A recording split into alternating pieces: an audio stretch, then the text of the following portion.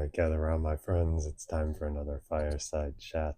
And today I'm going to date myself a little bit and blow the cover on my youthful good looks by talking about something that I grew up watching, and maybe some of you did as well, which is the G.I. Joe cartoons that were on as a child.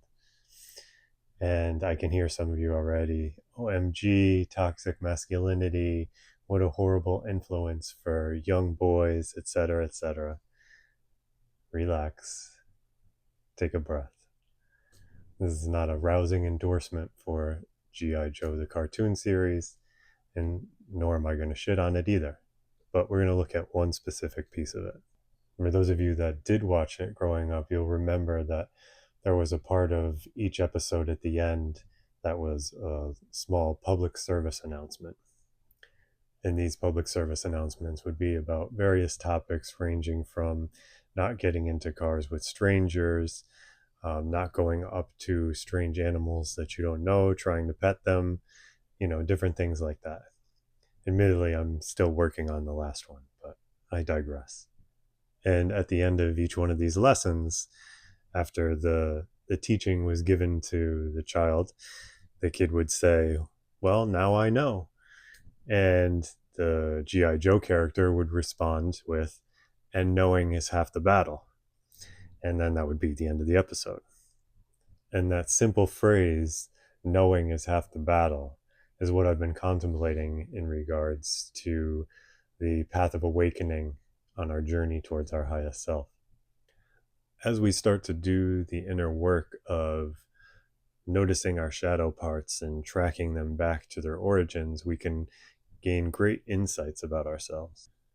We can start to see that, oh, I get anxious in this situation because this happened when I was younger.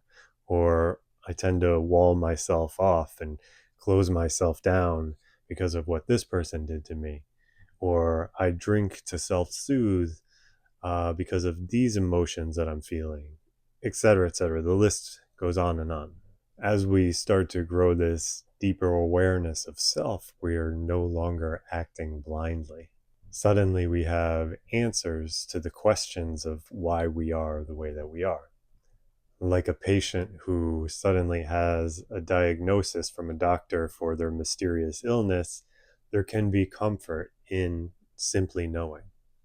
And so this brings me back to G.I. Joe and that saying that knowing is half the battle.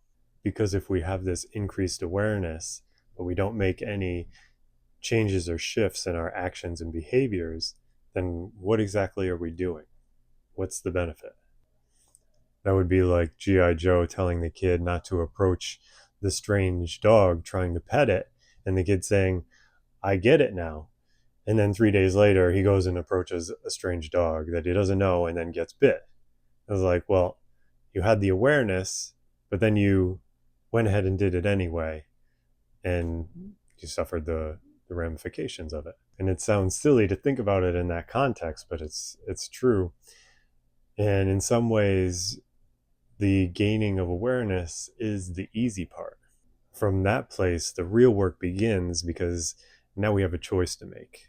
Option one, we continue to act from the stories and patterns and traumas of the past, but this time it's arguably more harmful to ourselves and others because we have the awareness and we're still choosing to not act in a different way. We're still choosing to not course correct.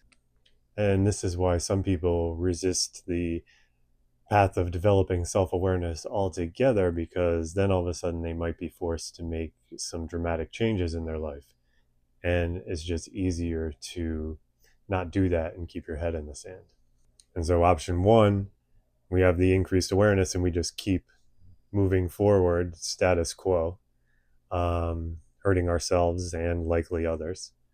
Or option two, we take that increased awareness and we start to make changes in our lives. We start to shift and take different action from a more aware place, a more conscious place.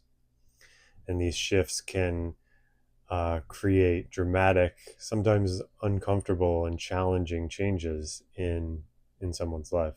These shifts, these different choices that we make can sometimes shake up our world in very dramatic ways.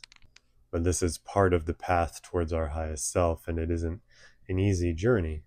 I help my deep transformational guidance clients by co-creating a space for them where these shifts can unfold naturally in their lives, and they can have a safe space to come and explore what is changing, what is being shaken up. We sit in the joys of the successes and the disappointments of the letdowns in equal measure and in full compassion. We love ourselves and the lessons that we go through as fully and deeply as we can, because knowing is half the battle, and the other half is loving yourself and choosing yourself from a place of deep knowing.